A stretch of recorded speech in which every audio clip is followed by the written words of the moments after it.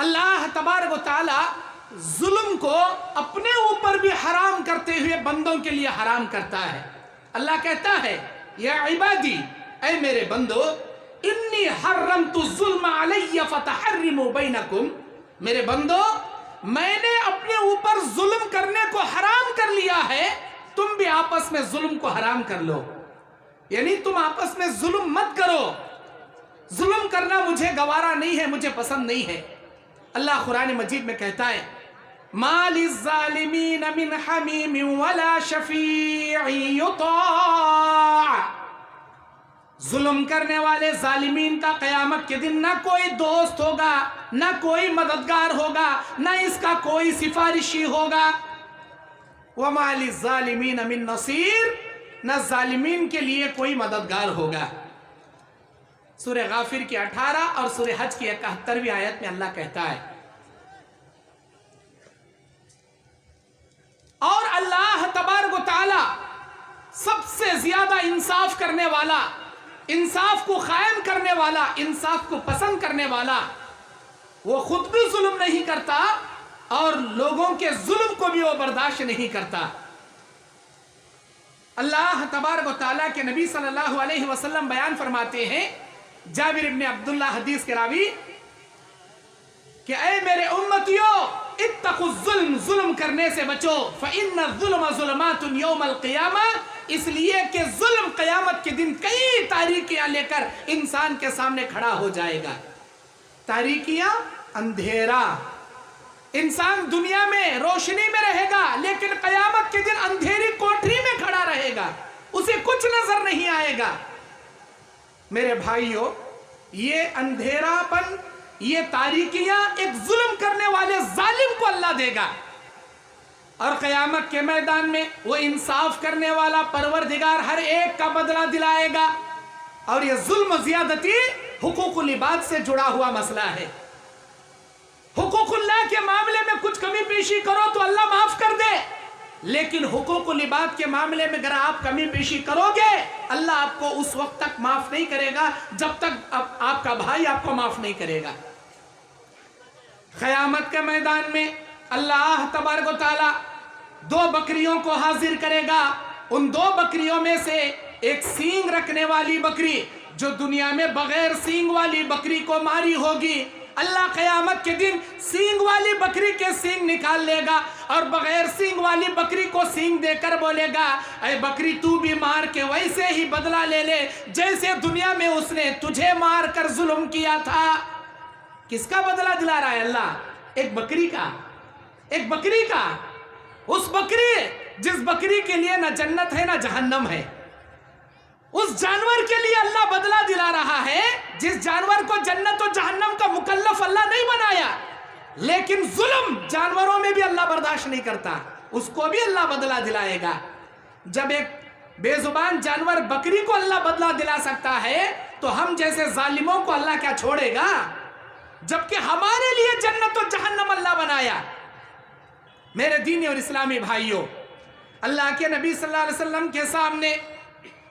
صحابہ کرام حضرت عمر بن خطاب بیان کرتے،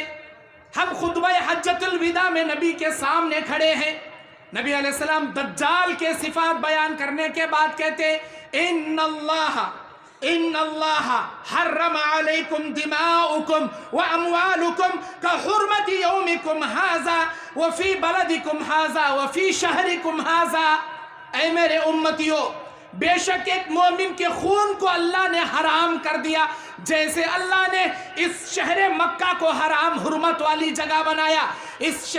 حرمت والے مہینے ذی الحجہ کو اللہ نے جیسے حرمت والا بنایا، اس زمین کو جیسے حرمت والا بنایا، ایک مومن کا خون بھی اللہ نے اسے حرمت کے ساتھ حرام کر دیا۔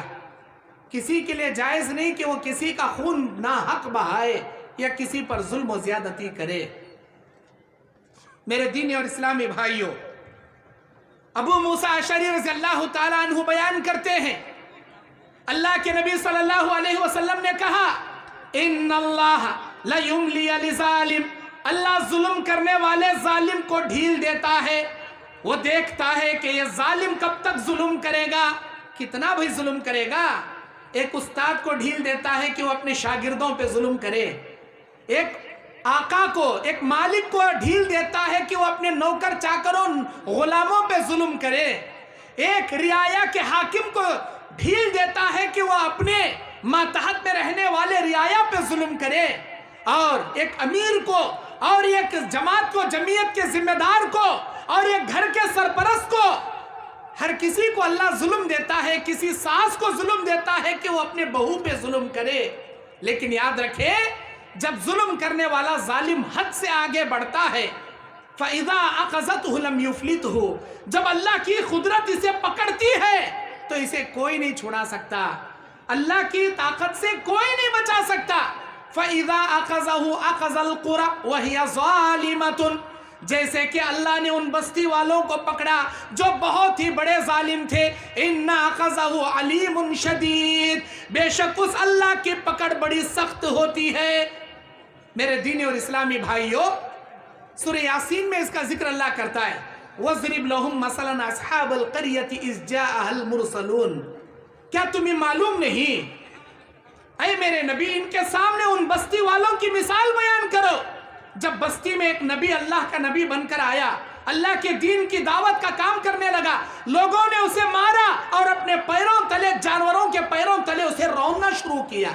اسی وقت اللہ بستی کے کنارے ایک اور ایک شخص کو نبوت دیا، اور وہ بھی نبی اللہ کے ان بستی والوں کے سامنے آ کر کہتا ہے، لوگو اس آدمی پر کیوں ظلم کرتے ہو، چھوڑو، وہ اپنی دعوت پر تم سے روٹی نہیں مانگتا، وہ تمہارے آخرت کی فکر کرتے ہوئے کہتا ہے ایک اللہ کا اعلان کرو کامیاب ہو جاؤ گے، اس کی بات پسند آئے تو قبول کرو، نہ پسند آئے تو چھوڑ دو، ظلم کیوں کرتے ہو؟ یہ بھی اس کی جیسی باتیں کرتا ہے، چلو اسے بھی مارتے ہیں۔ انہوں نے پہلے نبی پر ظلم کر رہے تھے، جیسے ہی ایک دوسرے نبی آ کر ان کو سمجھائے، دوسرے نبی پر بھی ظلم کرنا شروع کیا۔ اللہ کی قدرت نے ان بستی والوں کو پکڑ لیا، آسمان سے چیخ آئی، اللہ زمین کو پھاڑ کر ساری بستی والوں کو زمین میں دھسا دیا۔ میرے بھائیوں، کسی بھی ظالم کے ظلم کو اللہ ایک حد تک برداشت کرتا ہے، ڈھیل دیتا ہے، جب وہ حد سے آگے بڑھتا ہے اللہ کی قدرت اسے پکڑ لیتی ہے۔ آج ہم طاقتور ہیں، ہم اپنے کمزوروں پر ظلم کر رہے ہیں، یہ نہ سمجھے کہ ہم طاقتور ہیں، ہر طاقتور سے بڑا ایک طاقتور کو اللہ اسی دنیا میں پیدا کیا، اور ساری دنیا پر ظلم کرنے والے ظالم حاکم یا مالک یا بادشاہ، ظالم بادشاہ کے لیے ساری دنیا کی طاقت سے بڑھ کر اللہ عز و جل کی طاقت ہے۔ لا حول ولا قوت الا باللہ، اللہ عز و جل کی طاقت کے سامنے کسی کی طاقت کام نہیں کرتی، وہ سارے طاقتوں سے سب سے بڑی قوت رکھنے والا ہے، سارے دنیا والوں پر سب سے بڑی قدرت رکھنے والا قادر مطلق ہے۔